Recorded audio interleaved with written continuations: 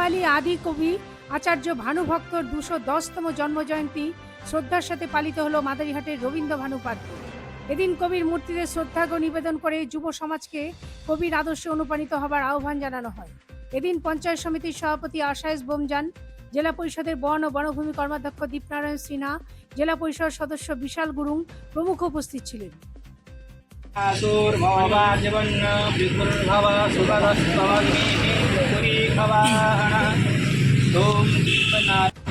शुद्धिक प्रज्वलनको कार्यक्रममा सहभागी हुन भनी अनुरोध पनि गर्दछु।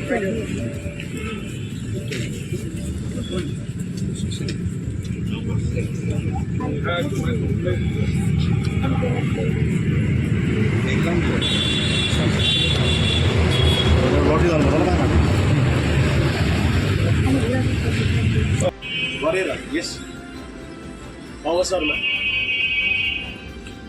भानु जयन्तीको सम्झनामा यस कार्यक्रमलाई अघि बढाउनमा हामीलाई सहयोग भनी मैले यो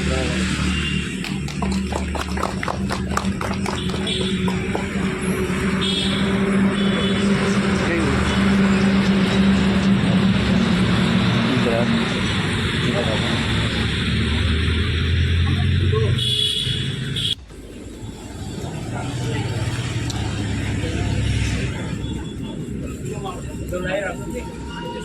तरफ থেকে মহাকবি রামায়ণ অনুবাদক মহান ব্যক্তিত্ব কবি আচার্য ভানুভক্তজির 210वा জন্মজয়ন্তী পালন করা হলো। এখানে উপস্থিত আমাদের বিভিন্ন সমাজসেবী বর্গ, কবি, লেখক, সমাজসেবী বিভিন্ন বর্গ থেকে আমাদের জাতি, ধর্ম, বর্ণ নির্বিশেষে আমরা সবাই উপস্থিত হয়েছি রবীন্দ্র ভানু পার্ক মাদারিহাটে। তো আজকে ওনার জন্মজয়ন্তী পালনের উপলক্ষে এই পূর্ণ তিথিতে আমরা সঙ্গে আমাদের বিশ্বকবি, নোবেল পুরস্কার প্রাপক আমাদের রবীন্দ্রনাথ ঠাকুর, ওনারও প্রতিমায় আমরা সম্মান জ্ঞাপন করেছি।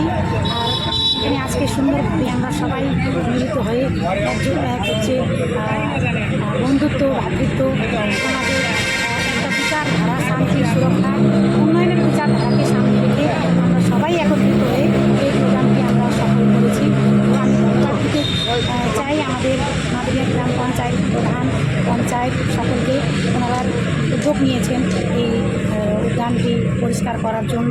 আমাদের সঙ্গে পঞ্চভাই প্রধান ভাই রয়েছেন, সমস্ত ব্যক্তিবর্গ, যেমন আদিবাসী সমাজ থেকে আমাদের বিশিষ্ট ব্যক্তি ভগবান দাস স্বয়ং উনি উপস্থিত ছিলেন, আমাদের ফজলুল তোতা, রশিদুল দা, ভোটে দা, সম্পূর্ণ বিভিন্ন ভাষাভাষী বিভিন্ন সমাজ থেকে ওনারা আমাদের সাথে যোগদান করে এই আজকের পুণ্যতিথিকে আরও সুন্দর শোভিত করেছেন। আমাদের প্রত্যেককেই আমি ধন্যবাদ জ্ঞাপন করে আমার শব্দে আসি।